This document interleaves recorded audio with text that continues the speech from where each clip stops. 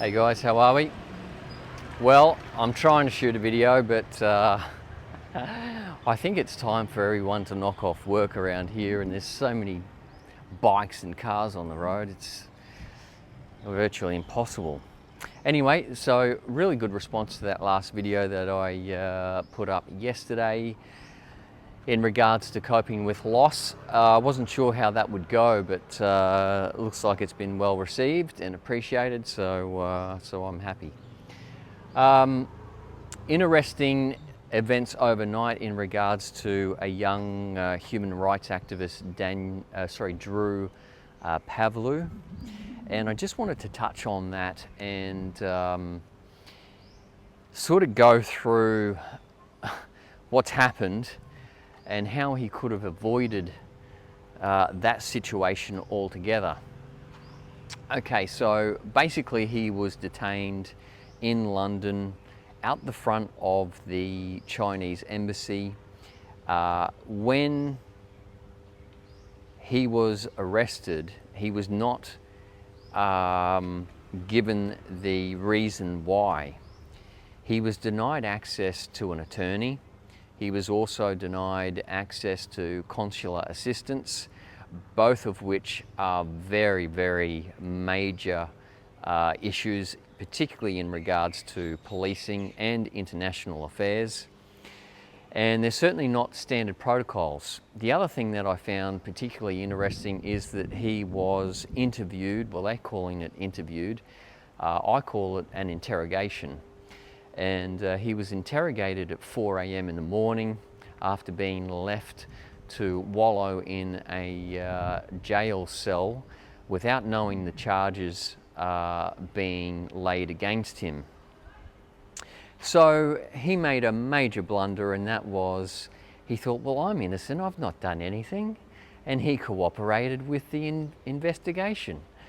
So he tried to tell his side of the story. The best thing you can do if you are detained in any circumstances, keep your big fat mouth shut.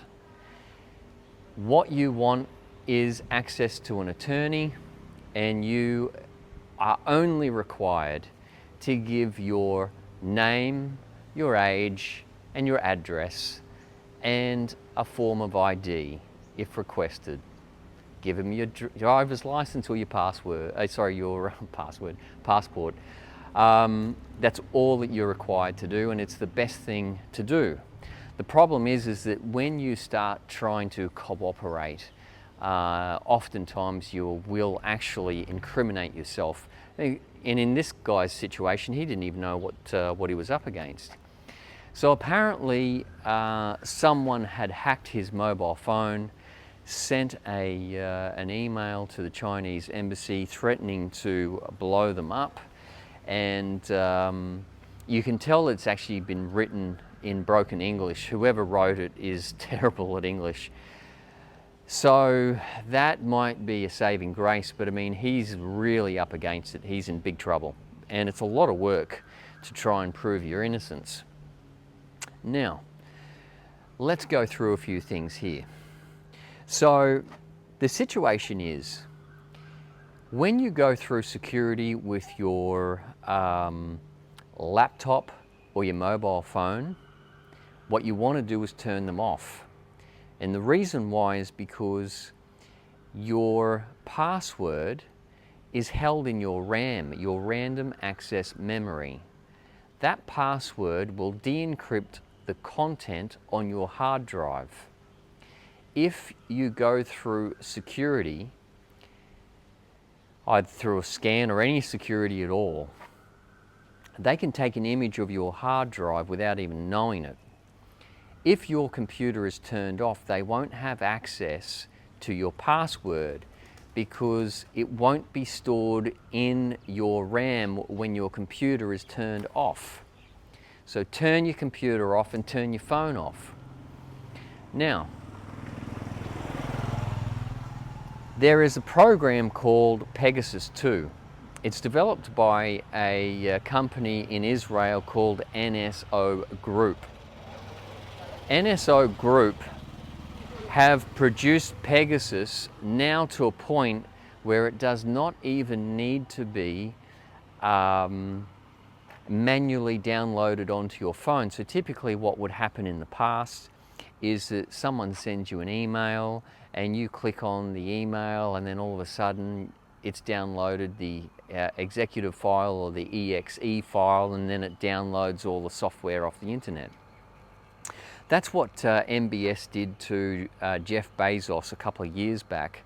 They were apparently buddies, and MBS hacked his mobile phone by sending Jeff Bezos a personal video, which subsequently downloaded Pegasus 1, and before Jeff Bezos knew, he was in trouble. So, Pegasus 2 is not like that. All they need is your mobile phone number. How do you get around this? And this is a really good tip if you're traveling. As I said, if I haven't said this already, if you haven't liked and subscribed to the channel, hit the like button and subscribe, because there'll be a lot more videos like this. Okay, so how do you get around this?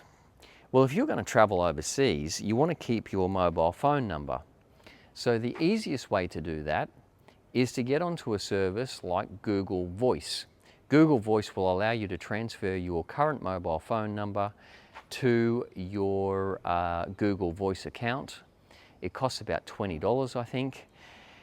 And then what that allows you to do, it's a one-time fee, it allows you to convert all voice to text. That text can then be emailed to you, and you can use encrypted email services like Proton or whatever. But what it does is it allows you to disconnect your mobile phone or mobile device from the mobile number. Now, what a lot of people are doing in regards to security nowadays is using multiple VoIP numbers to distance or separate themselves from their online activity. And there's a good reason for this. A lot of apps and software providers require you to use your mobile phone number to verify your account now. The problem with this is that what happens if they're a bad actor, either a state actor, criminal organization, private intelligence agency, criminal organization, whatever, could be anything. You don't know who's developed that app and for what reason. So what people are doing is using multiple VoIP numbers. One may be for business, one may be for personal, one may be for very close friends and family. Another VoIP number might be for social media accounts, whatever. You get the idea. It allows you to compartmentalize your online activity and online identity. It also allows you to put a barrier between you and your devices. So that VoIP number might go through to, a mobile phone, or might go through to a computer, could go through to anything. The good thing about it is you can do voice to text. That's great, and encrypt it. So that's one of the ways that you can actually separate or remove your exposure to these sorts of really spurious, very dangerous bits of software. So at the end of the day, what you really want to do is try and separate or mitigate your exposure to these sort of activities. This sort of process is going to allow you to keep your online identity fairly secure. It's also going to allow you to keep your devices secure when transiting through borders, which is extremely important.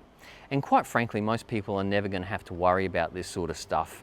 I mean, you're not going to be, unless you're in a really important position, you're a member of parliament or a top bureaucrat or a president of a university, or some sort of point of interest, or a human rights activist, or you could be a human rights lawyer, whatever.